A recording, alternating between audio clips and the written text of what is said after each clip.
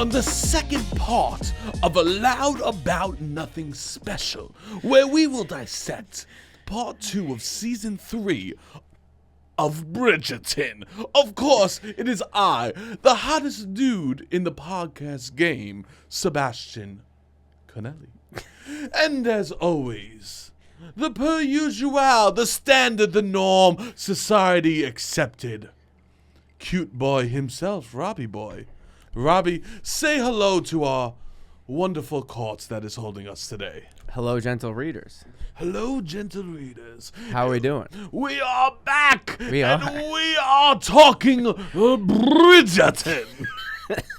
We will be mentioning some things on Bridgerton and our feelings. Because as you know, Robbie and I are two sensitive little cock boys who like Bridgerton. Yes, I may sound like a garbage man, but I like things that a hot woman likes. I like things that the girlies enjoy. So, yes, I will be pushing out my past of smoking blunts upon blunts to present a Bridgerton episode for the people.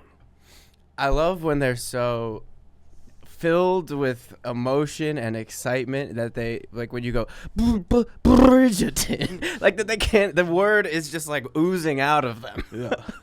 Bridgerton, because it happens a lot where words and emotions ooze out of the characters in the show. Because you know what it is?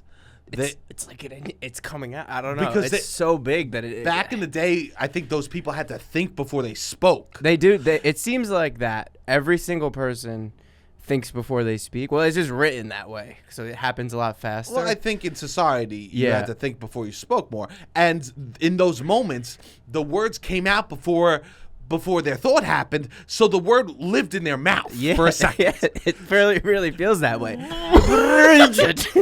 Because they're so excited they're like, wait, I should be thinking. I should think before I speak. But the word's in my mouth. What do I do? I gotta get rid of it. If I open it, it's gonna come out. It's gonna come out because they're reactive, and then it goes, stop the reactive. Yeah. So in Old English times, how they would stop being reactive was just to have the word fill their mouth. Okay. They just have the word fill their mouth. It's just It's truly remarkable. It right? is. It is. Oh, 100%. Yeah. So they had to think before they speak. Robbie and I watched Bridgerton. We'll talk about it. I watched the second half of season 3. That was it. Babe, you do not need to worry. I was 100% going to take care of you and make sure I that knew they that you know would. how blind you are going into Okay. this. We will, we haven't given any spoilers yet. We will, mark where we're going to give the spoilers. And don't worry, we'll jump into other stuff in a little bit. But, as you know, I love this crap.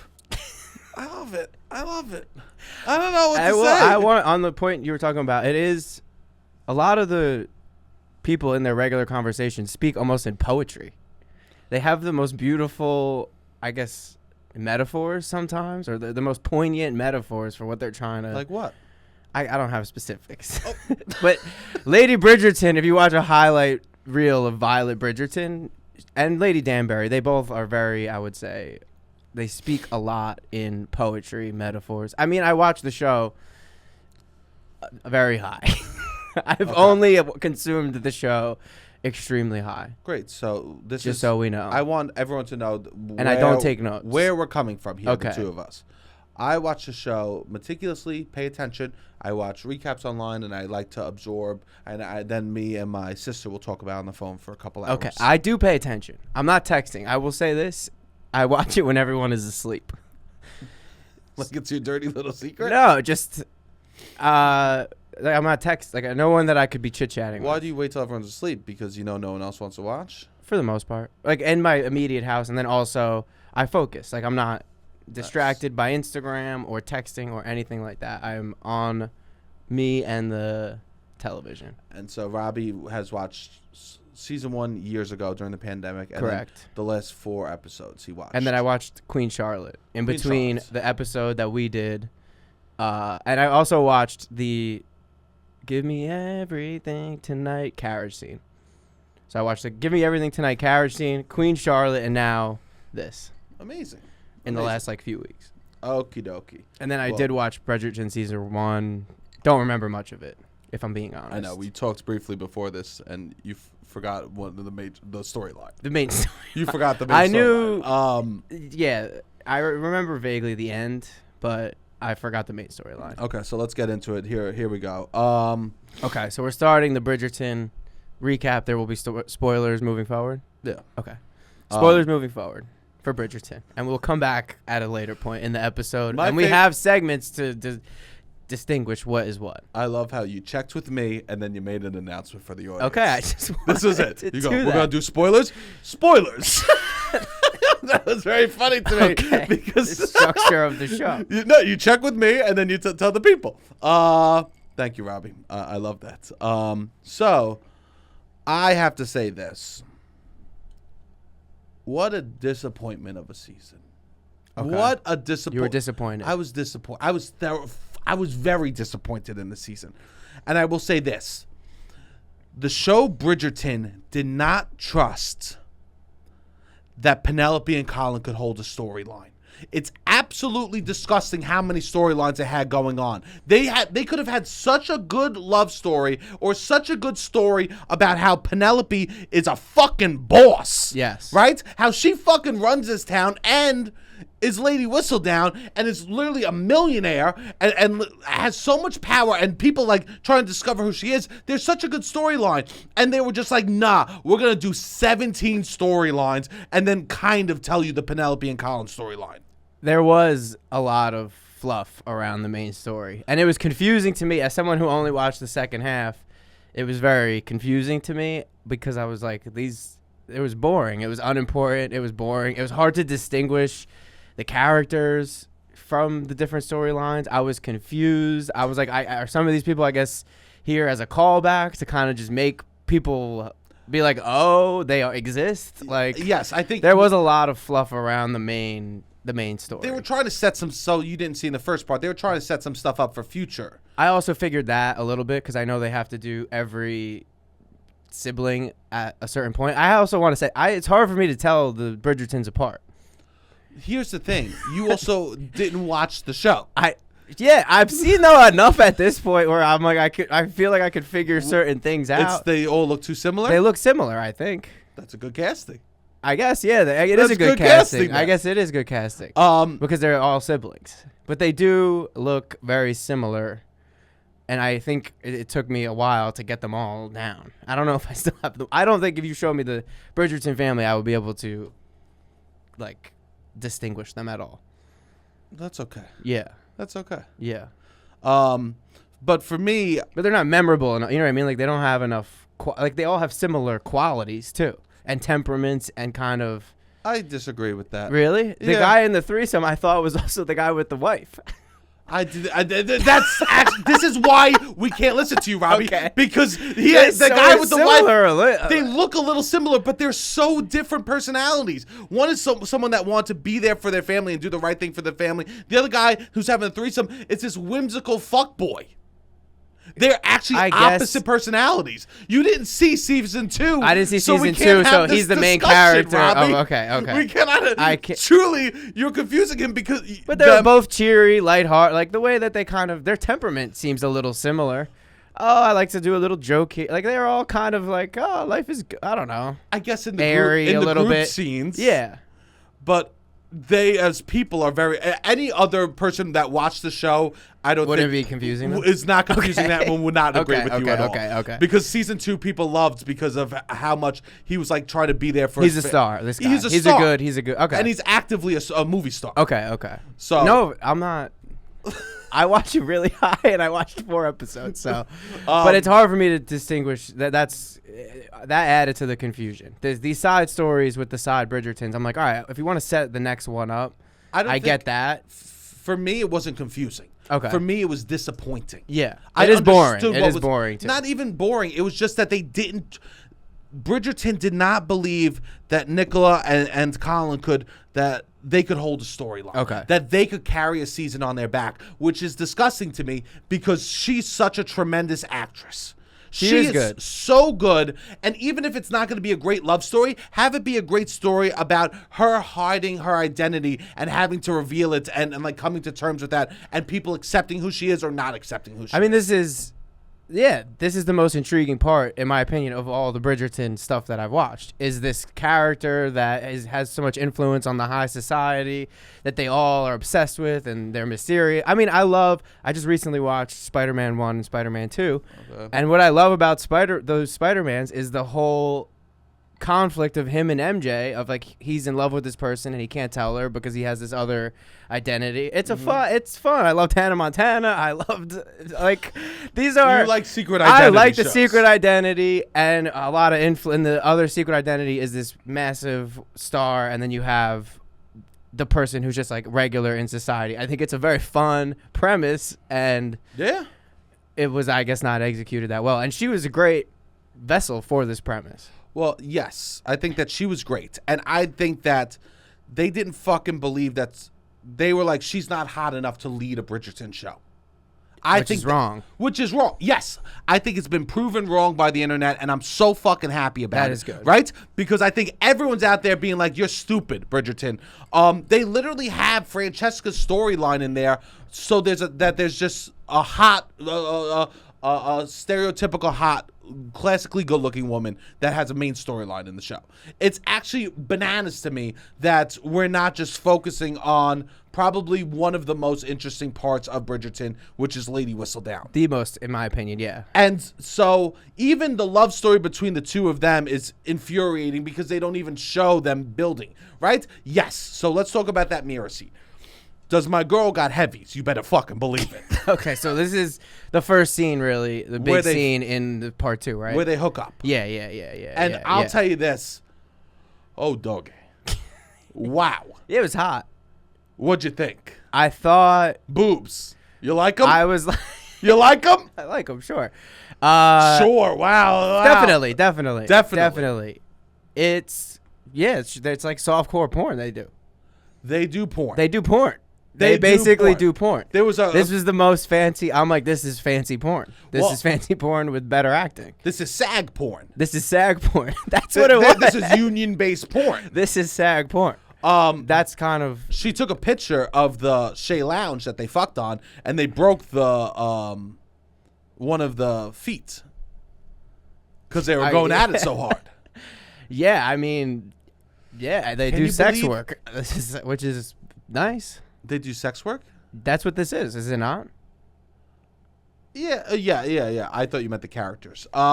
So I think that Colin's got a fucking ego. Right before he sticks it in, he goes, "This is gonna hurt." Do you remember that part? I do, yeah. What a fucking douche. And I get that she's a virgin, right? Okay. And I guess I'm so far removed from that world. Thank the Lord. Yes. Thank the fucking Lord. Thank the Lord for sure. Right? But I get it does hurt, I'm sure. But for him to just be like, "This is gonna hurt," shut up, Colin. Yeah, I don't know. Shut up. Yeah. I mean, yes, I will give Colin this. Hot. He takes his shirt off. I thought he was hot He did a good job. with his shirt off. Yeah, in the sex scene, they do a good job. I think that they was hot. I think that they did a good job being sexy with each other. Yeah. There's just, I think that it has to be about the tension. Okay. It's the build up. It's all the romance before the sex scene. The sex scene it has to be build up, and there's no build up around them. No. There's it was kind of like their big shiny we're back. Yes. It was very early on. I guess the build up, if you watch it in chronological order, is the carriage scene. But that's also a sexual act. Yeah, that's not. Yeah. I guess the build up technically is in the beginning when like he looks at her lips and he as she like sucks icing off her finger or something, right? But we need more tension between them. So you think better sex happens like after a long date where you're flirting all night. So like a lot of flirting, build to it. Take hours to build to it. We just did this whole thing, preheat the oven. 100%. And this didn't happen. No, I mean, in that moment, they preheated the oven. But I'm just talking about in the grand scheme of their relationship, there needs to be more tension and more. They showed no sexual energy between them, really, for a lot of moments. Yeah. And Colin, their friendship was never sexual or flirty at all. No. and now you have this new thing, and it's like, all right, yeah, play with that for a little bit. Let's play with it. And Yeah, I didn't think they allowed to play with it, which was very disappointing to me. I will give Colin credit for when he stood up to her, to the mother. That was nice. That was the best thing he did the whole time. That was cute. Now, that's a dangerous move a man could do, though, in modern day. Yes. In modern day, that's a dangerous move. I think it works given the dynamics. Yes. There's the social dynamics that the Bridgerton family has. There's also this woman's ownership motives. of women. Yeah, I mean, there's a what lot of it really crazy fucking shit. is. There's a lot of crazy shit that goes down. I think now it's good to stand up for your partner in those situations, but you need to be on the same page with your partner, and they need to want you to do that. Yes, for sure. This mother is also driven by, like, I guess, vanity, success of the what society thinks of her, and Colin and the Bridgertons have so much of that. Yeah. So it's like she looks up to the Bridgerton. So then she's gonna listen to that. Like, that's why I think it was very sweet, because she cares more about the validation of him than her own daughter. That's a good point. She was disgusting. Which is her problem.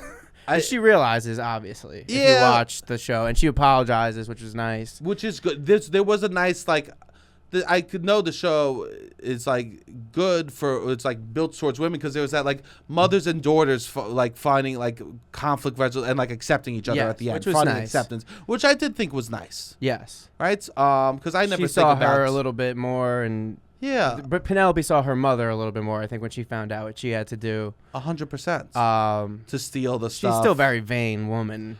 And I guess it's maybe her own projection, but yeah. It's still their mother, and like, it is a story that I like. Even I don't think about, like, relationships daughters have with their mothers and how complicated that must be, right? For sure. So I was like, I was thinking about that a lot when that part happened. Some things I want to point out that I loved about the show. Okay. I know I poo-pooed it, and I didn't like the ending. I didn't like how when she revealed at the ball that she was Lady Whistledown, and no one reacted to it. The whole show is reacting. The whole show is dramatic, and then the most dramatic thing. It's very much reacting, and that's part of what I really like about the show, is how reactive a lot of the characters are. The whole show is dramatic, and then the most dramatic thing happens, and then they go, okay, and then they go, release the bugs. The bugs! Oh, we love butterflies. That is a very valid criticism. I didn't mind the last scene. I liked it in some ways because I really like her.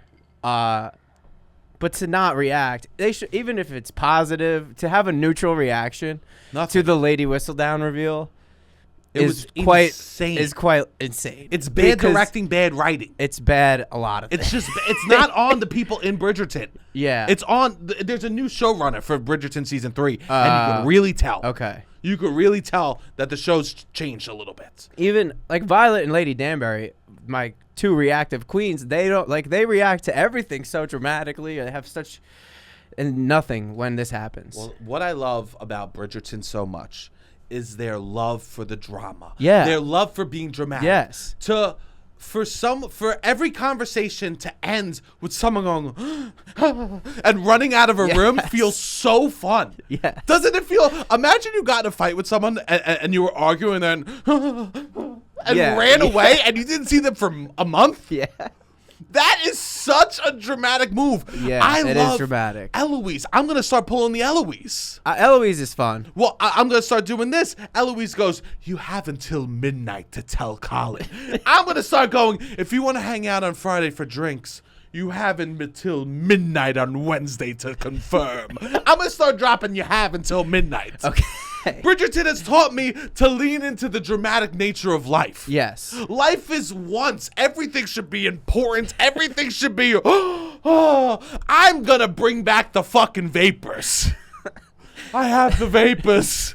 Instead of getting a little tired, I'm not going to be like, oh, I'm a little sleepy today. I'm going to be like, it must be the vapors. I'm done not being dramatic. I mean, me and Sebastian give ourselves the note that we need to stop heavy sighing about once a week. So are you rescinding the note? We'll watch ourselves back, or like there's cameras on sometimes that we're not performing or whatever, and we'll just be heavy sighing. And we'll go. I'll sometimes go, who was that, me or you, that gave the, long heavy sigh. Well, the difference for now, I think we can heavy sigh. Rob, All right, we can heavy but sigh we need again. to add the hand on top. Okay. If we start I'm gonna start resting my hand above my head like I'm checking my own temperature. Yeah. Because that is, I want to lean into the dramatique of life, and I think Bridgerton does a great job of leaning into the dramatic. Definitely. Kiss me. What if I die tomorrow? It is very dramatic What and if fun. I die tomorrow without Yes. feeling your lips pressed upon mine? Yeah. It's so beautiful and dramatic, and I love how dramatic it is. It is good. I think it's healthier too. Yeah. To feel big than to repress. Oh God, it's And they feel big. And they get over shit fast. because it's all aired out. Yeah, it is very much aired out. It's all out on the table. It is all out on the table. We're not no keyboard warriors over there. No, which right? is nice. We're showing up. We Yeah, if show you up have to a someone's feeling, house. you say it to their face. I wish doorbells, instead of going ding dong, they went, "You have a Sebastian Conelli is calling upon you." I love the surprise call. I want like to a call surprise upon call. someone. Yes. I want to show up at someone's house and call upon them. Yes. Would I ever want someone to do that to me? Not for a moment. Okay. Someone just sitting in your living room? Someone comes and they go, you have blah blah has called upon you in the living room. Oh shit! I would be so stressed. But I think there is something fun about that. Yeah. Another thing about the show. Okay. When there are extras in a movie or TV show that are dancers, their primary role is to be in a dancing scene. Okay. They need to learn how to walk like human beings. Okay. I didn't notice this. Anytime a dancer that is like a non-speaking dancer is in a TV show, they walk with such sharp angles, pointed toes I to get see. to the dance floor. That's Or how they're taught to do that. for people that are taught how to move their body, they do not know how to walk like a human. Even when they're like, I'm walking, they're like cosplaying. They just cosplay walking as normal people. That's part of the dance, though. That the walk to the spot is part of the dance. I'm talking about even before. I would see Okay. extras that were clearly just dancers that were like Okay. flicking their wrists as they drink stuff. Interesting. They're like, I could see they're that. hitting I could 1, see that. 2, 3, 4, 5. I'm like, just That be was a impressive. fucking human. That was impressive. Yeah, I got some of the funniest wrists in the fucking game. He does. What can I say? All the comedy for me lies in the wrist. You do. Sebastian could get a laugh from his wrists. I got funny ass wrists, Yeah, bro. you could get a laugh from the My wrists. dad's got the most flamboyant hands you've ever seen. Okay. Him and I'll be sitting at the table and be like, yeah, pass me the fucking gabagool. They go, well, Dad, have you tried the hot capagola? We're sitting at the table having a good time like that. But these dancers in TV shows need to learn how to walk like human beings. Okay. They just show a dancer walking down the street. I'd like pretend that you're not a dancer. Yeah. That is part of the whole energy and vibe. I guess. I don't like it. You don't like it. I think it's part of the high society. I would imagine they're getting directed to like exaggerate their motions. Oh, in when they're some on their ways. dance floor. Even the whole. No, You don't think so? I've been on sets. Okay. They're They're taking a. They're extras- taking an extra. Yes. Okay. You know what they tell extras? That's funny. They go, all right, chit chat. Let's start getting some motion there. Okay. So, like, And not they're even the doing director. a lot more emotion. Yes. Okay. It's not I've even the not director seen speaking that. to them. Okay. It's like the AD speaks to extras, and they'll just tell them what to do. Yeah. This is not your moment to shine. You don't need to dance when you're not dancing. No, and I think And you dancers think do that's that what's in real happening. life. Yeah, they do. Dancers move like I dancers. love dancers. I like dancers too. Yeah. But I like when they walk normal. You do. I like when they You like a silly walk. as comedy, not in real life, Robbie. I don't go, damn, check out that ass on that silly walk. Fuck. Woo! Yo, Shorty, where you going with that funky gauge? with that wobble. Where you going with that funny wobble? Okay, you want some normal walks. Yeah. I mean, I would love someone if they had a weird walk, but I don't This is a conscious choice to Yes. impress. Yes. And it's okay. I see what you're saying. Yeah, I'm not. I just noticed them in the background a lot. Okay. Like imagine you had chips and salsa, and I go, hi, yo, can I get a chip? Yeah, have a chip.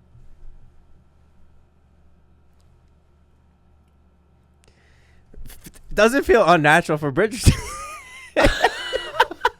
Sure, it feels unnatural. Yeah. In a regular in other shows. I mean, you watch any other show where there's Broadway dancers in it, they act like they're that. doing that. Yeah. I could see that. One of the things I love about Bridgerton is that they go for these walks. Okay. To walk maybe walk, right? Yes. I want to bring back the walks. I think there's a lot happens on a walk. I think a walk is a tremendous date. Yes. A tremendous date. One, because when we're walking with someone, there's so much stimuli. We see how a person interacts with the world, which is so exciting. Yes. Right? That's almost, I want to know two things about a person I'm going out with: how they interact with me, and how they interact with themselves, how they interact with the world. Yes. Right? Those are so important because most of the time, once we agree on our love and like can figure out how to love each other, that's what you're having fun with. Most of your life is how you two are interacting with the world together. Yeah. And that's so exciting. So, oh God, to go on. I think we should bring walks back as dates. You know that I'm down. I'm you know I'm always trying to go on a walk date. A walk Let's date. walk in the park. Can we make walk dates romantic again? Yeah, I'm down. And it's not even a money thing. It's more about like, oh, look at this, look at that. Yeah, it's fun. Let's it's fun go for to a people watch. stroll. It's fun to, like you said, take in the world with another person and chit chat about it, make a little joke. Just constant. When you get to know somebody really well, you're not doing once you know somebody, you fucking know somebody. Yeah. It's about, well, how was your day? That's the big topic. Yeah. How was the stuff that's happening as it's happening? Or most of your relationship is talking about stuff as it's happening. I love that, and I want to see. For me, that's living in the moment too with the person, like being present, not thinking about the stuff that's stressing you out. Yeah, enjoying the. I don't want to go on walks. I want to go on strolls. Okay, strolls. A stroll. You're date. right. Two different things. I walk. You stroll. Walk. I stroll. Yeah. I stroll. Fata, Yes. fatu, right? Yes. Feet barely. The only reason why my feet should be lifting the ground the only reason why my feet should be lifting off the ground during a stroll date is because of the emotions, not because I'm actually picking my feet up. Sebastian does not like to pick his feet up when he walks. If you could believe, he'll walk around New York City and the soles of his feet will never fully leave the bottom of the floor. Shoes get He's ruined. always connected to New York. Somehow, I'm a man who's never jumped. Yeah. The only reason I want, because I'm waiting for love to lift me up in the air. All right, that's I'm waiting for love to make me light and lift me in the air. Until then, I'll shuffle my damn feet. He shuffles his feet. Foom, foom, foom. With you, bro, my feet are cement. When we went to Portugal, we'll be in these churches that have the craziest acoustics that are so hollow and echoey.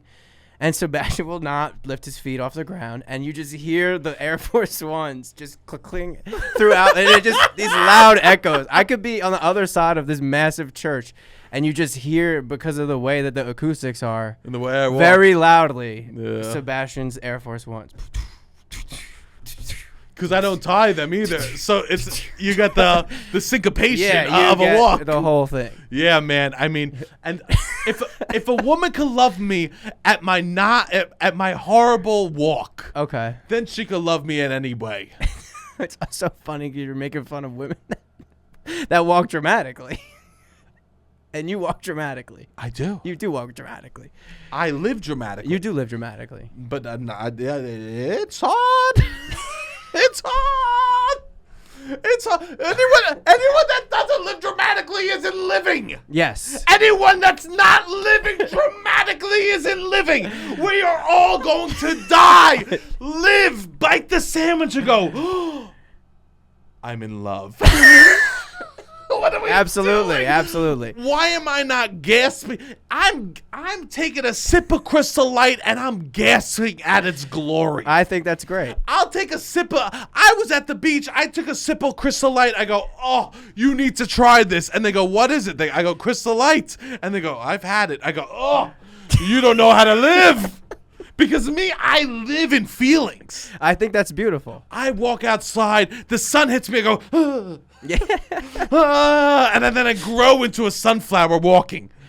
I think that's good. I think it's good, and you don't hold as much in. Hopefully, You don't. Yes. Oh God, I ooze. You should see the way I cut my nails. Ow. with a simple ow of every clip. okay. Right? If I'm not living dramatically, who am I? I agree. Who am I? You're a shell of a person. And I Who's refuse to living be. in fear. Living in fear. I refuse to be. I want to live. To live dramatically is to live a full, fun life. I agree. When someone walks in the room and they want to show you something, or someone walks in the room, they're wearing a new outfit, and I go, stop. Wow. That's fun for everyone? It is fun for everyone. Why? You're good at creating fun for everyone. We need to live dramatically. Initiating a place as this is going to be a fun place. If we're not living in big emotions Yes. about small things, what are we doing? Yes. We should have reasonable emotions about big things and wild, crazy emotions about small things. I gravitate towards people that are like this. And I think there's a certain cultures that are more like this, and I think that I gravitate towards those types of people almost 10 times out of 10. It's tremendous. I mean, I'll do it for trash. I'll take a bite of a Dunkin' Donut and go, they did it again. Yeah. What did I do? I mean, a Another frozen time, fucking undefeated. How do Dunkin' you Donuts. do it? Every time. To be impressed by something every time is also beautiful. Every time before Every I teach, single what do time. I have to say? I can't believe I have to teach. I'm shocked and in awe To every time have a beautiful big reaction is nice. about the small stuff. Of course. And that's what about I'm your about. well, that's the culture we were raised in. That Your is- grandma's cook every time your grandma tries her own sauce, it's the best. Of course. How could we not? And you know what's great? I did it again. And when you don't actually mean it about these big emotions, they could come down quick. Yeah. They could come down quick. And you can mean it and it goes. You could mean it this much and you show it that much. Yes. And how fun is that? It is very fun. That is so fun for me. I love that so much. Because I mean, this is my grandmother. My grandmother, marvelous, magnificent. Please. Every tiny little thing. She thought I was the genius, baby genius, the smartest child that ever lived. I love that. And that is really nice. She's just a fantastical Italian woman. I love that Which so much. is nice. And those are the types of people that you want. Because it's fun. Let's have some fucking fun. Let's laugh. Let's be big. This is, I think, also, if you grew up not having a lot, you had to create big emotions out of small things. And that's how my grandparents grew up. Totally. Yeah. And who are the worst people? They get a new car. Yeah, okay. Sterile people that Boring. are Wasps. Yes, that are Right? not reacting big to small things. I can't stand. I'll never be that. Yeah. Anyways, for my walks, I've been going on these. I've been doing my steps. I've been getting my walks. Yes, you have. Thank you. I thought you were gonna say congrats, but yes. Congratulations. Thank you so much. That's great. I've been feeling good, and That's nice. I've been also before I go on my walks, because I've also been drinking my water. But I notice when I go for longer walks, I have to pee For sure. because I'm trying to drink the gallon, right? Okay. And before I go for my walk, rather than drinking iced coffee, I'm slamming the Magic Mind. Oh, nice. I'm doing one Magic Mind before, because then I'm good for a little while for a walk. Small amount of liquid. It's a small amount of liquid Small for. amount of liquid, big amount of energy. I love that. Okay. That's what it's about. This is you. It's Small to big. It almost feels like a nice, like if espresso became somehow Brooklyn trendy. Okay. You know what I mean? Yes. Like it's somehow it's a fruit concoction. You know? I see. It's like a green juice espresso. Yes. And I've been doing that, and it's been tremendous because it does. I feel like it does give me a little pep. Yes. It's giving me a little pep in my step. So And I've then been you're doing not that. having to stop to pee. You And can I'm do not- your walk. I'm not stopping to pee, and then my walks are going a little longer. Now I'm hitting my 10,000 steps a little faster. That's nice. Yeah, it's been tremendous. And it's not just energy; it's a mental performance shot. And I get my best thinking done when I'm walking. Yes. think Same. everyone does. I'm walking so fast that I'm mostly thinking. You- I think, are taking in the world a little bit and then thinking. Yeah. I'm like walking and thinking for a lot. And then every now and then you stop because something's like you can't ignore it. But Yes. I think, yeah. I mean, walks are for thinking. Walks are for thinking. And so that's why I do the shot. Yeah. I don't have to pee. I got my mental performance going, and then I'm walking and I'm thinking. That's nice. Yeah. So if you want to check out Magic Minds, use the promo code LOUDAboutNothing20 to get 20% off, or you could get also 48% off if you do a subscription. That's LOUDAboutNothing20. So I need to talk about Francesca. Okay. She's weird, right? She is weird. No. That was a trap. I caught you. She's not weird. She's quirky. She's introverted. She's quirky. And you know what the difference between a weird person and a quirky person is? How hot you are. If you are hot, you are quirky. If you are ugly, you are weird. And I'm officially quirky, right? Okay, I'm officially a quirky bad. I'm a quirky boy. Okay. I'm officially a quirky boy. What does that mean? It means when I make a sandwich and I put a pickle on it, I take some of the juice, I go, that's quirky, that's not weird. I think I'm weird. I think I have You moved are quirky, past. Rob. I think I've moved past it to the point where I'm weird, but I don't know. I could be wrong. You're quirky. Okay. What's something that you do that's weird? What's something that I do that's weird?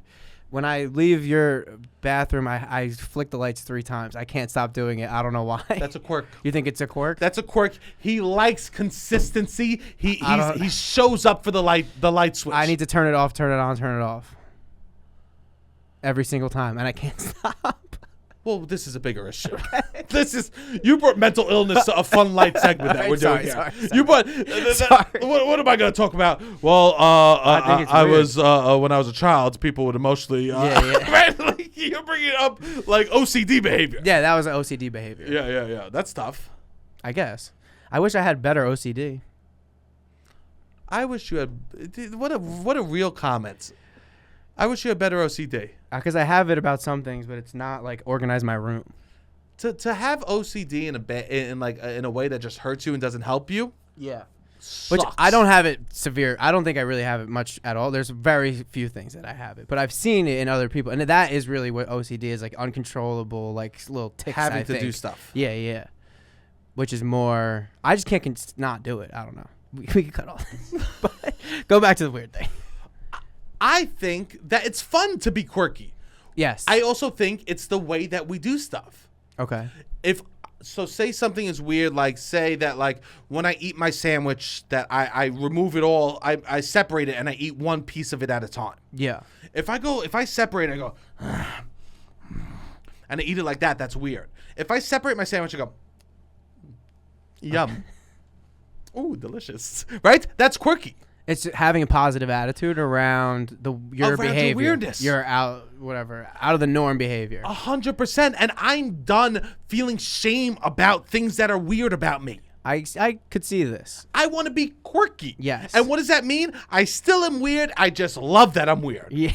Quirky is loving that you're weird and being confident, which makes you hot. And then all of a sudden, all weird people that are hot are quirky. Yeah.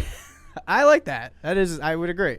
And I'm trying to think of the weirdest shit if it would work. Like, say you had 7 snakes. 7 snakes. You just love the snakes?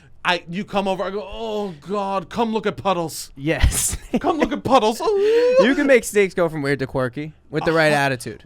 And the right hotness. Yeah, now, with the right hotness. The weirder the thing is, the more hot you have to be. Okay. If you're collecting your toenails in a jar, you gotta be a fucking smoke show to Yeah. make that quirky. Yes. Now, the uglier you are, the closer you are to weird.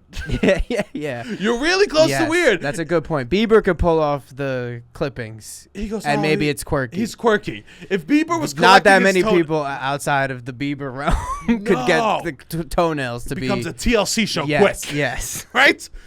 So know this, that if you want to be quirky, you just have to be honest with yourself where you are on the hot scale. Okay. And then you could adjust the weirdness that you're proud of. Adjust accordingly how much positivity you put around it. I like this. I love it, right? Yeah. Because quirky is loving your weirdness. Yes. I like that. And so I just want to be quirky. All right, be quirky. Because I'm done. I'm done not sipping on my Diet Cokes. Yeah, because you won't do weird things out of fear of being weird.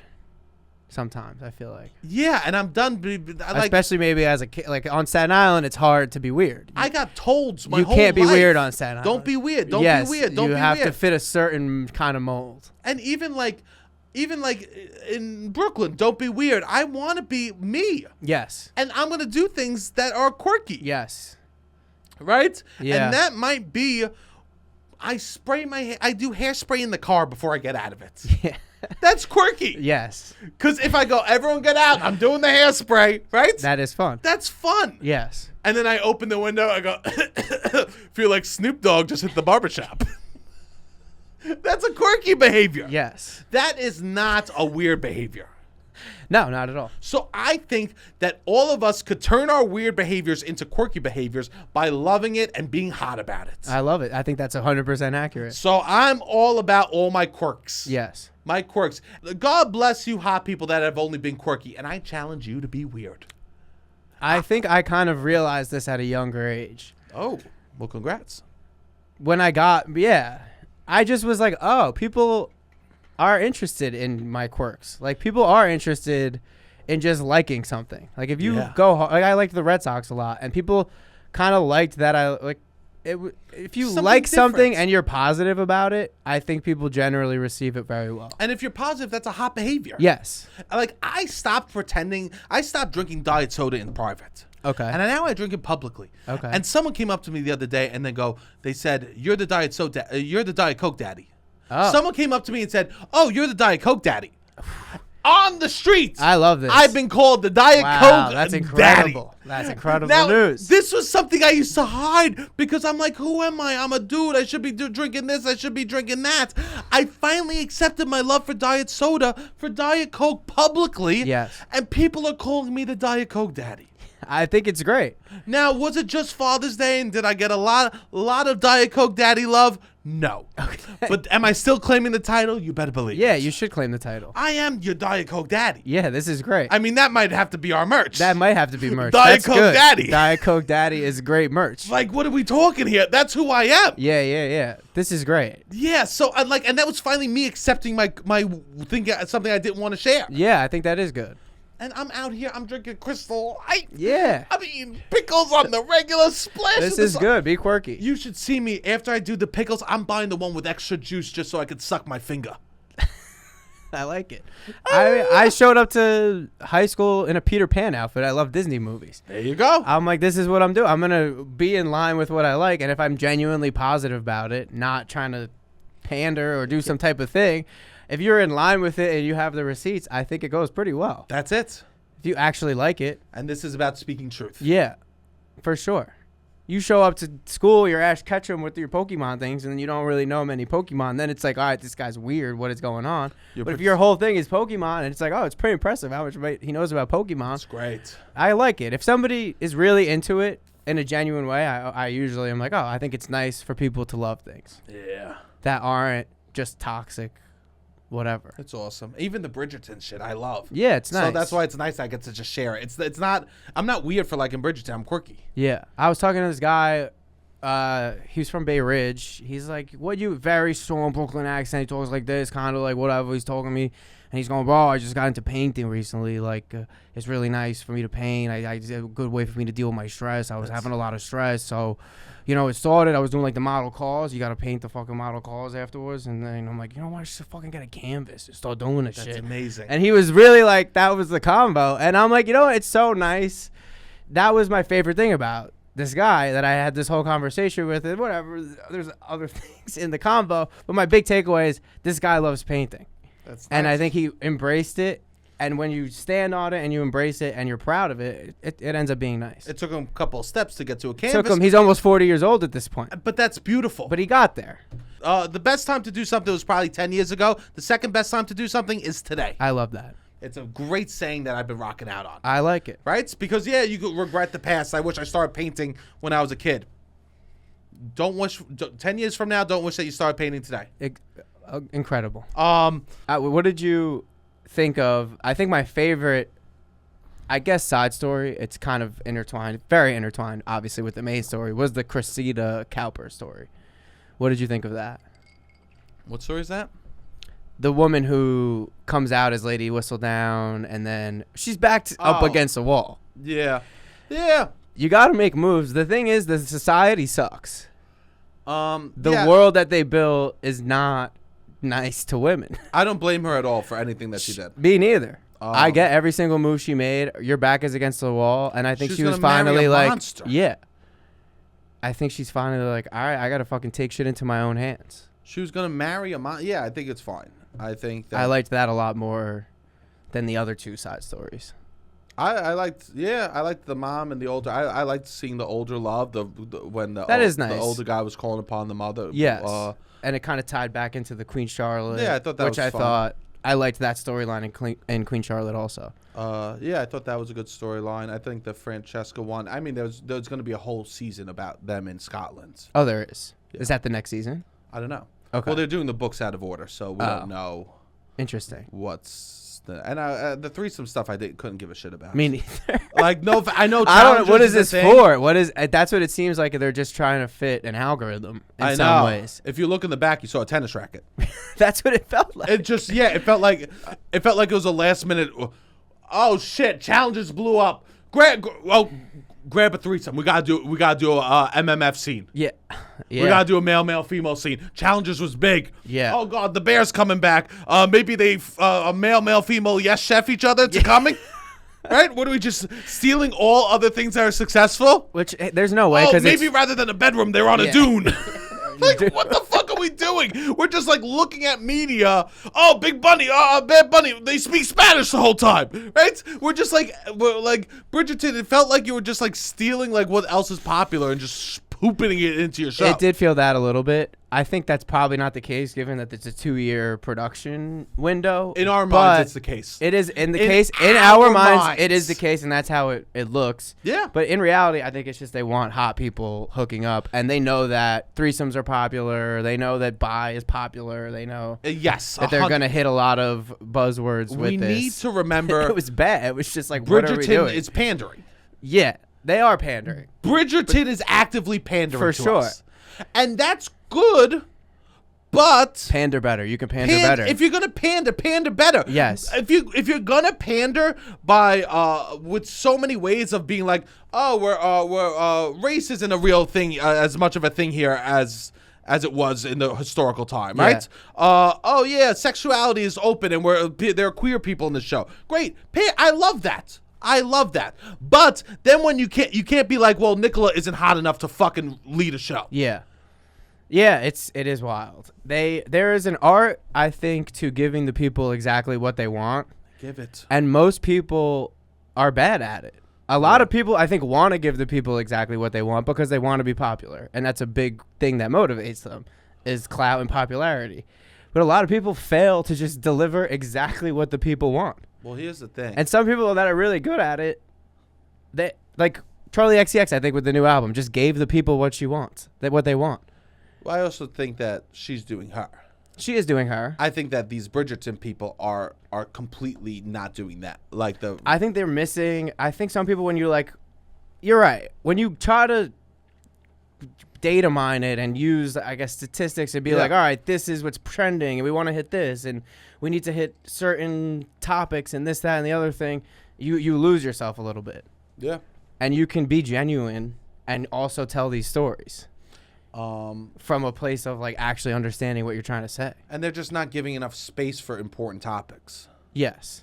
If you want to bring up important stuff or have just things pass by, which is great. They had like someone in a wheelchair in the show. Fantastic, right? Yes. I understand that's doing a good job. We don't need a half-assed wheelchair storyline though. No, I would rather almost just see it. I think it was better. Like, we'll normalize that this exists in this world, then do this half-assed storyline of like threesomes. Yeah, that. What did you learn from this? Threesomes exist. Nothing. That the guy liked to come. What did you? Yeah, that's what I learned. He goes, "Hey, I like to come in more than one way." And then we learned from the other storyline that introverts exist and can find love. Well, that's not their storyline. Hasn't even begun yet.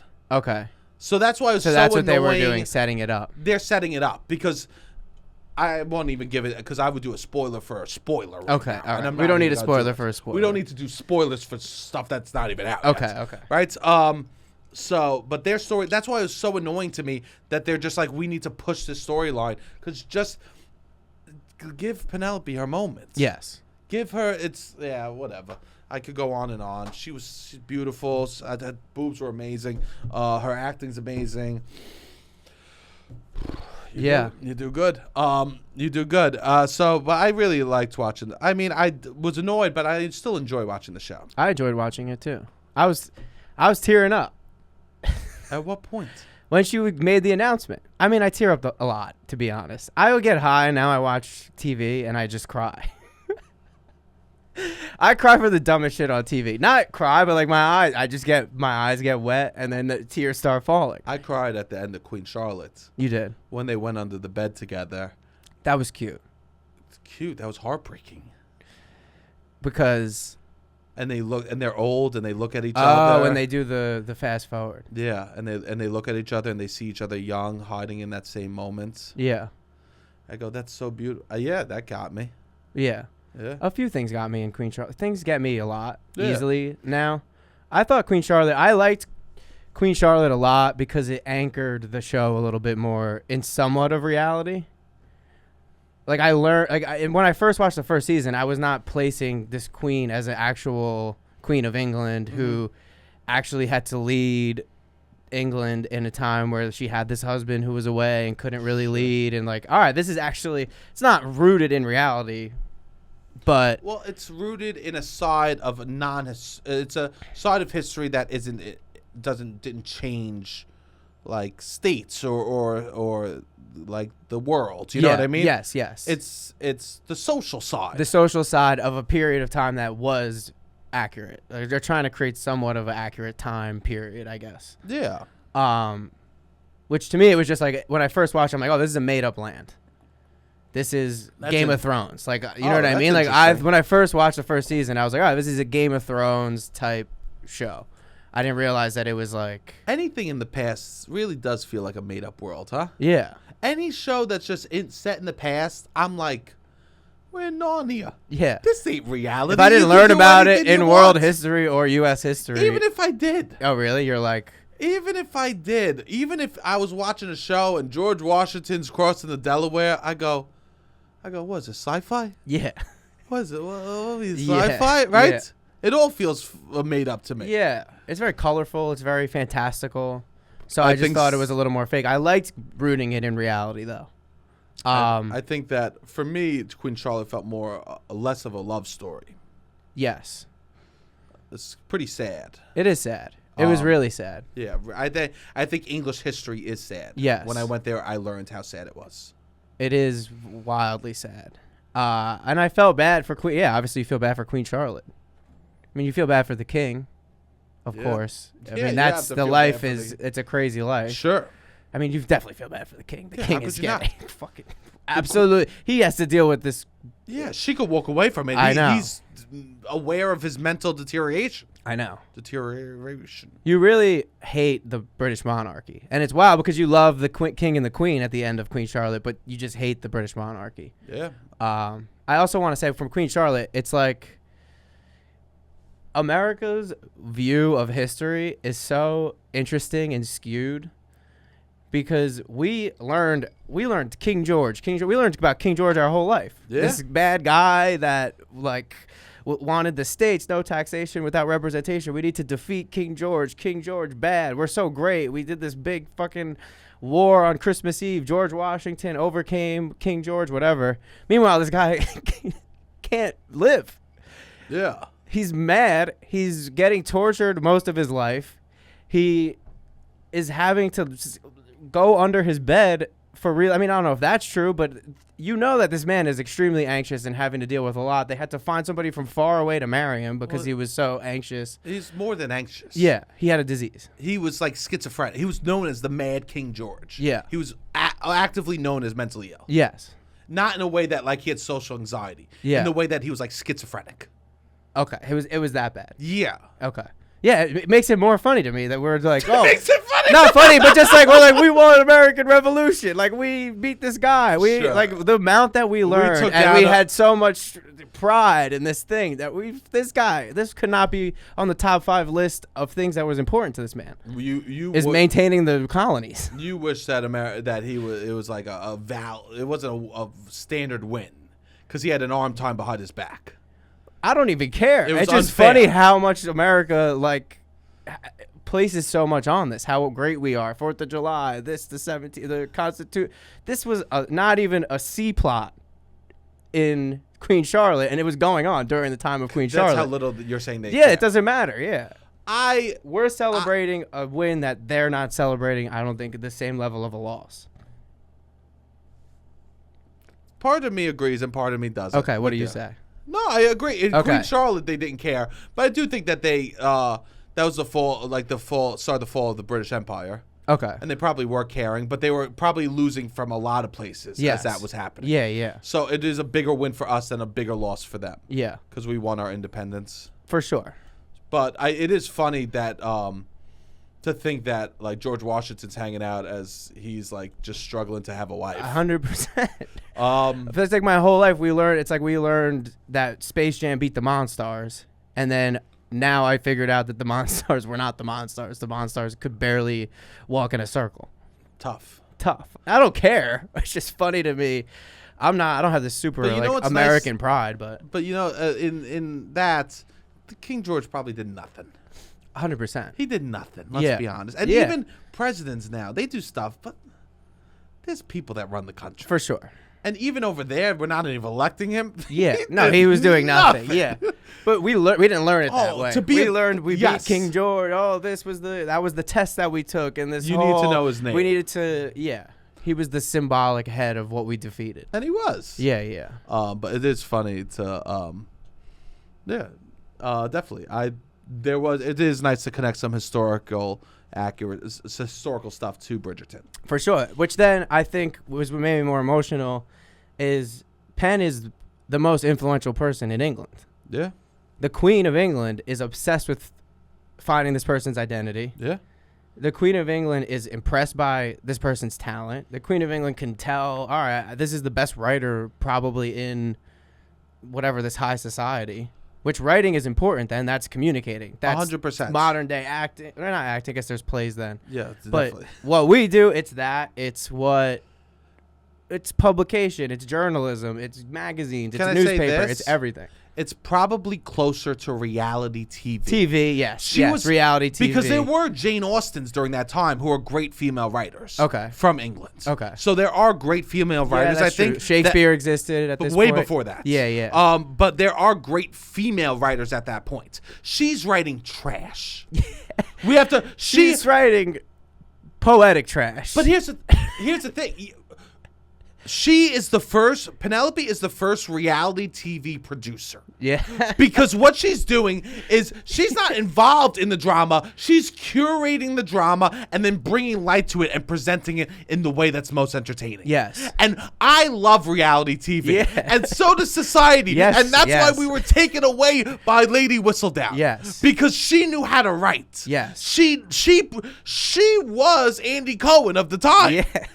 Penelope is Andy Cohen. She's presenting what's happening in society, the drama. They threw a glass. They stormed out of this thing. You'll never believe what's happening over here. Right? She is not a renowned author. She does an amazing job writing. What she is producing drama and Yes. presenting it to everyone. On every level. The whole operation is just so incredibly impressive that she prints it, that she has the money, that she does the accounting for it, that the way that she operates all in secrecy and is also going to the events. It is truly one of the most impressive accomplishments that a character I've seen Of on a course, TV show. she's given doing the world hard how work. misogynistic it is and how you're not even allowed to have a personality or like an ambition.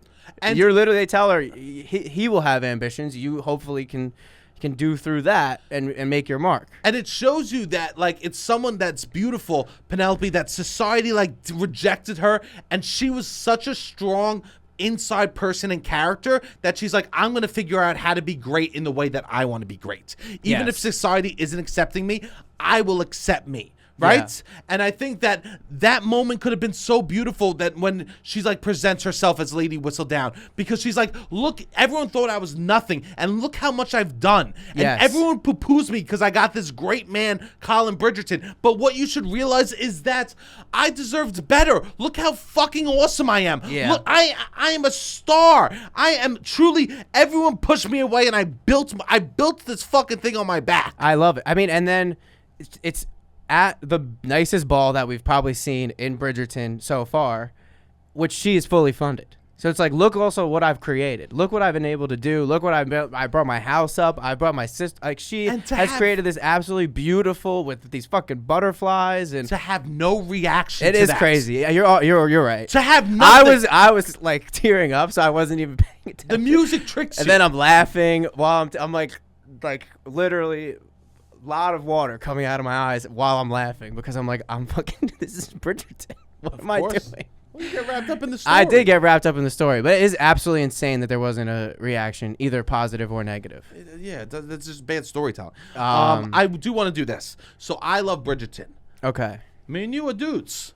Yes. And I want to do a quick little moments to help the girlies out there convince Okay. to convince the guys, or just help the guys, teach them why they should be watching Bridgerton. It's funny, Netflix and chill was such a big thing of the 2000 or the whatever 2010s. Yeah. And they made a show that was perfect for Netflix and chilling. And people aren't doing it enough. And they're not. No. Most people probably watch it alone. Like me. Yeah, me too. I imagine more people and it's not a show really meant to watch alone. It is literally they made a show perfect for Netflix and chilling. Bridgerton is the Netflix and chill show. Yes. Bro, you want to Netflix and chill, be like you want to come over and watch Bridgerton. Even if she's seen it. Yes. She's saying yes. Yeah. She might not even like you. Yeah. You just went up 4 notches in a belt. Yeah. 4 notches because you said let's watch Bridgerton. Yeah. And learn from it a little bit. Don't just watch it and with this attitude fully. That's the great side effect. Like it. Try to like it. That's the great side effect. I think once they get them in the door, they're going to like it. It's good. It's entertaining. Because there's so much bullshit. Yeah. They try to give the people what they want. If you liked the Kendrick Drake drama, Oh. you are going to love Bridgerton. Yeah. You are going to love it. Yes. They try to give the people what they want, and they succeed maybe 70% of the time. They do Especially good enough. they play songs that were popular from when we were kids with string quartets. Great. When we were in puberty, that is the songs that the target market that they want to watch the show. They're just like, all right, what were the songs that were horny when they were horny? All right, let's just do dramatic versions of them, which is them doing a good job of giving the people what they want, I think. Also, it's going to teach you lessons. Yeah. On how to love a woman. Yeah, there's definitely lessons. Which is great. Yeah. There is some good little snippets, I think, of what you should be doing to create a successful relationship. It's nice. Yeah. I think it's a beautiful show. If I had a girlfriend, you'd be watching it together. We'd be watching it 3 times. 3 times. 3 times. First time we just have it on in the background hooking up. Okay. Second time we do the pause game. Okay. You lead to being able to watch it. You don't go the opposite way. Yeah. Okay. Third time we finally find out what the story's about. Okay. Third time we finally go, yeah, we should focus. Yeah. So, it's incredible. Well, I'm glad. So yeah, it's would be hard for me to sign up for season 4 with some of the other brothers and sisters. I think that's also why I wanted to watch this one, because the whistle down story is what was really intriguing about it for me the first time, because you don't know who Whistledown is for a chunk of the first season. Yeah. And that was what I liked about the first season, and then you kind of know who she second is. Season's great, man. That's what I've heard. It really is good. So I don't know what to tell you. I should maybe watch it. Yeah, I don't know what to tell you. But Whistledown was my favorit character for sure. She'll be around. Who would you say the 3 people, if you could be friends with, that you would want to be friends with from the show? I don't know. 3 people I could be friends with. Yeah, who would you want to be friends with? Probably the black guy that owns the bar. Okay. He seems awesome. Okay. He knows how to drink in moderation, and he seems like a good time. Probably that. Or just in your life, who would you want? If This 3 is a people hard to question come into. because Okay, I don't know if I want Whistledown in my life because she's Penelope. I don't want drama in my life. I would want Penelope in my life for sure. She's drama. Yeah, she is drama. I would want Penelope. I think that the guy that owns the bar is no drama. Okay. That's what You that's want low drama see, people. I like drama in the show in my life. Not in your life. Yeah, I don't. You don't want to be any friends of- with any of them. No. It sounds like a fucking nightmare to live. Nah, to not live me. I would Bridgerton. want Penelope, Lady Danbury for sure, and The then most drama people. and maybe Violet. I mean, yeah, of course, they're my favorite characters. Well, I think it's different favorite characters and who you'd want in your life.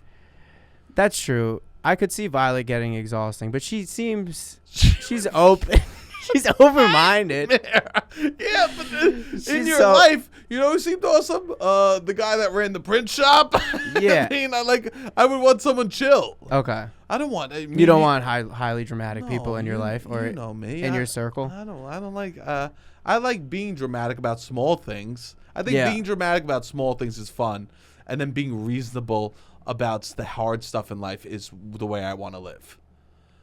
Okay. Like when the hard stuff comes along, like we're able to work things out together. We're able to figure shit out. The little stuff, let's be as dramatic as you want. I agree.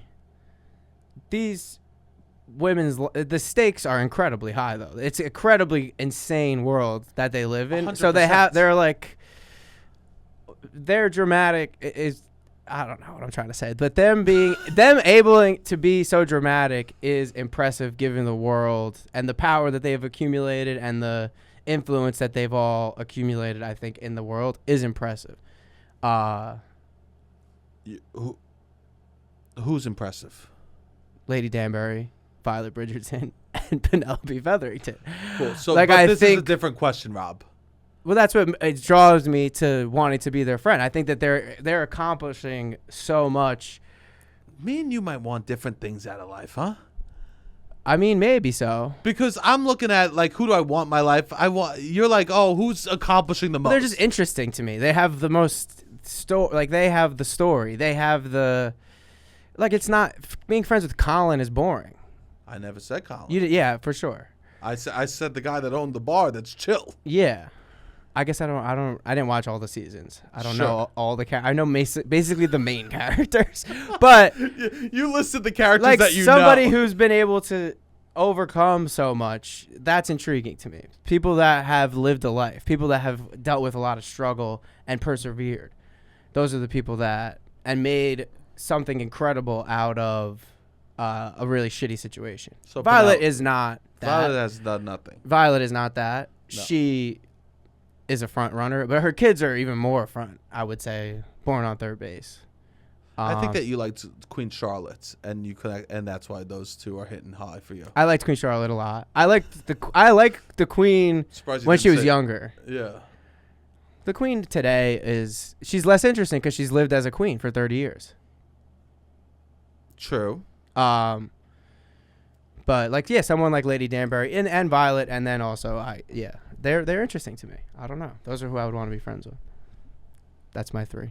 For me, I think I would go with the two. I don't know, the black guy that owns the bar. I go with the guy that goes away for months but then wants to hang out occasionally. She wants to be left alone. He wants a bartender that he can go and drink for free, Not and then I don't hangouts. need anybody else. The guy that goes on trips for a long time and comes home. Somebody you see and- every few months. And maybe as a friends, I guess I would go for there was a woman that ran the pastry shop. I like her too. Okay. I will say the person who prints Lady Whistle Oh, Down, yeah. I like too. She's I cool. like the person who prints. Yeah, I mean it's an interesting world. Yeah. And it was fun to watch. I'm excited, even though I had criticisms on it. I'm excited to watch the new season. You'll watch it again. Yeah. What is with this 2-year What are you talking windows about? that has gotten popularized in modern television? I think it's bad. Yeah. I don't think it's good for TV. No, I mean TV's dying, movies are dying, everything's the stuff is going bad in that regard. Yeah. Share Share the podcast with a friend. We have a Patreon that you can subscribe to, which we have some good stuff on. But yeah, share the podcast. Obviously, One Just thing I quick don't little like plug. is this new trend that when people are promoting their TV show or movies, and if they have a romantic interest in the movie, that they pretend that they're romantically interested in each other on the press tour.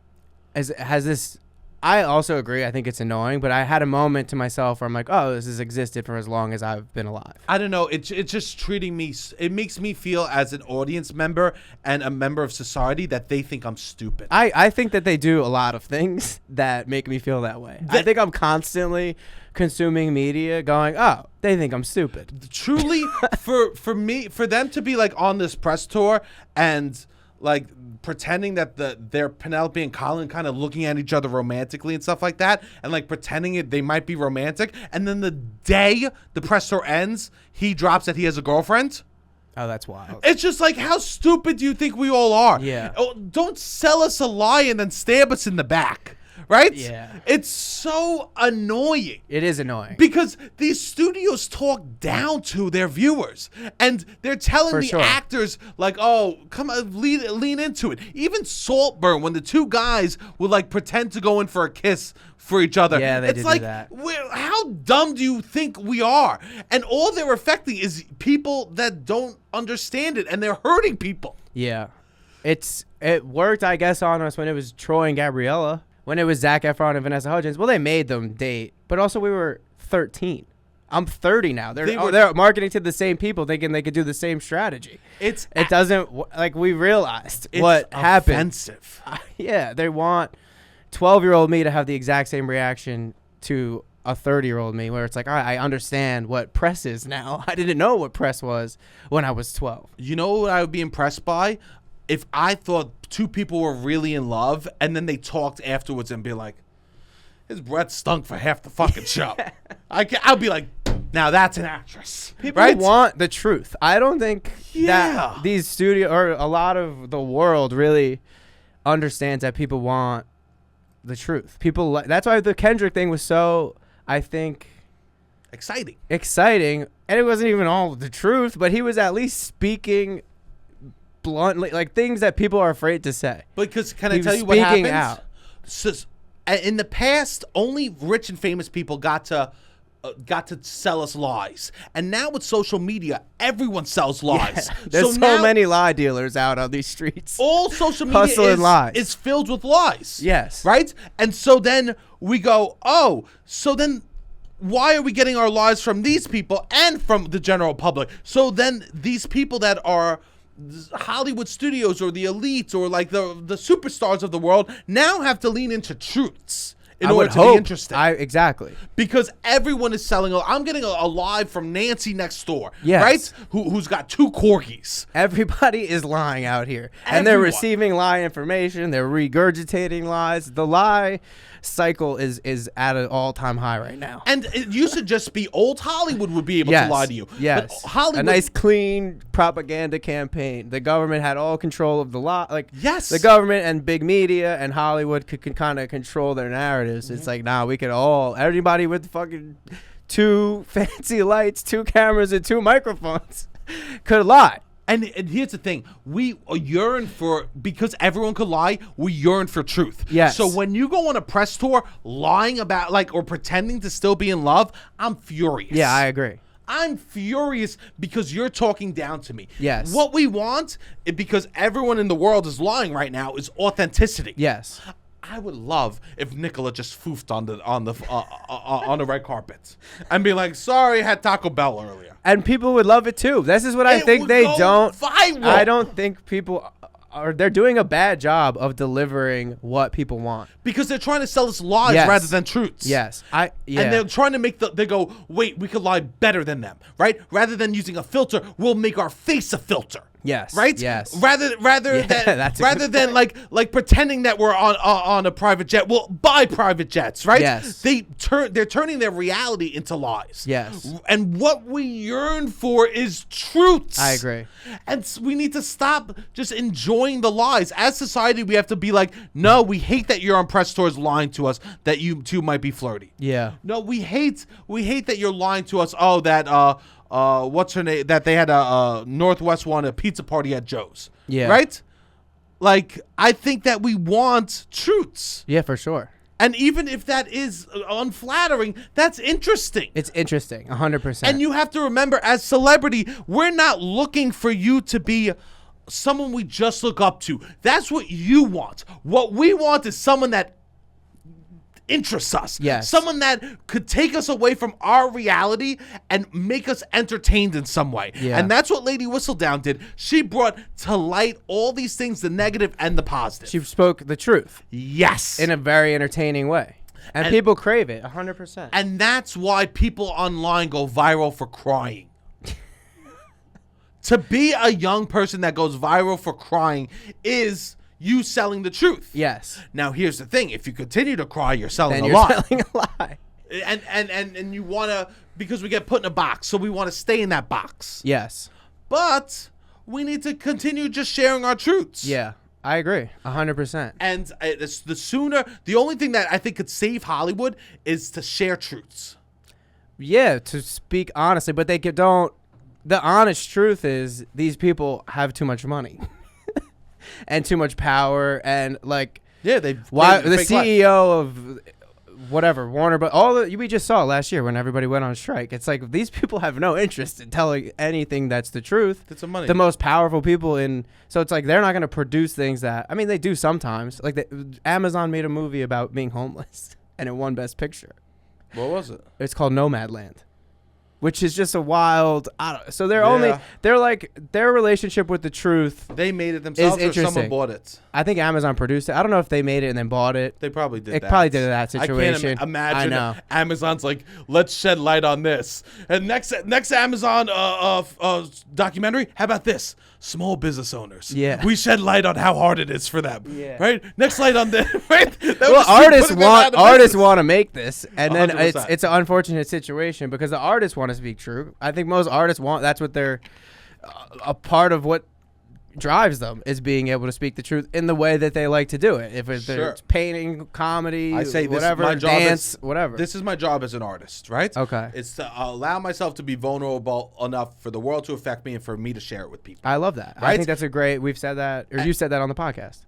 You could jump in on it. Yeah. But you said on the podcast, I made a little clip about it. He posted it. Did we it's talk, on our joint it's page. a clip? Yeah. What an artist is. But for me, that just comes through a comedic lens. Yes. And for everyone, it comes through different lenses. 100%. And these fucking it's just It is sad. It's a bad place. Hello, it is I, Sir Sebastian, coming here with you to tell you about the amazing product that makes Bridgerton a little more fun for the boys. For sure. Now, what do we enjoy? We enjoy the Delta 9 gummies. I am still eating them and having a good old time watching the horny Bridgerton scenes while feeling tingly all over. For sure. So go check out, if you want, Sunset Lake CBD. It's awesome. If you're vegan, they're vegan. Their products, you know what you're getting. So a lot of these times in these stores in New York that are selling products like this, you don't know what you're getting. You know exactly what you're getting with Sunset Lake. So go check out Sunset Lake CBD. Use promo code LOUD, LOUD, to get 20% off your entire order. They have some stuff that will make summer activities a lot more fun. Yeah, I was reading recently about all these pesticides. It's like a huge issue in California of pesticides in weed, and it's nice. We know the guys from Sunset Lake. They have this giant farm, pesticide-free in Vermont. And at this point, we have a nice relationship with them. I think if you guys buy gummies and you need a reliable source, I mean, they do a great job. They've been such a partner for the pod for a while. So we appreciate the guys at Sunset Lake. We take the Delta 9 gummies. We take them. It's not. We're not. We take them. I take them every night. Yeah, and, I take them. They're good. They work. Yeah. And yeah, support Sunset Lake CBD. Yeah. Use the promo code LOUD when you order it, so then they know that you're coming from us, which helps us too. And that's it. All right, Robbie, let's get back to the show. Yeah. I mean, we just did another Inside Out. I know. Apparently did well. People said the movie's bad, but it was like the number one. The people said the movie was bad? Yeah, I saw some reviews online. People not liking that. For Inside Out, so Inside Out 2 just came out, and they added anxiety to the brain. I saw they added sadness and anxiety. What do you think would be added to your brain right now? What thing is in your brain that's missing from Inside Out 2? High. Anxiety. I think high, you mean like a stoner guy. Yeah. Like all of a I sudden, want a stoner guy in my brain. For sure, there's a stoner guy that comes to visit me every night. that just goes, yo. I think for that they just like pump the gas in and they all get. You think they all get high? That's Yeah. how it would be? Or it's a guy that shows up that's high. It's like Tom's back. I think somebody shows up with a joint and gets everybody else high. and he's I like think just it's a not good just the time weed. to relax. Yeah. Nice, a little stoner. A little stoner. Yeah, that's I would have awesome. anxiety. Yeah, sure, that's already there. I don't know. What would you add? Negative self-talk. Negative self. For me, anxiety is great to add, but I think what we really need to add to the Inside Out 3 is negative self-talk. Okay. So someone being like, oh, tomorrow's a big soccer game. Yeah, you're probably going to fuck it up, you stupid-ass loser.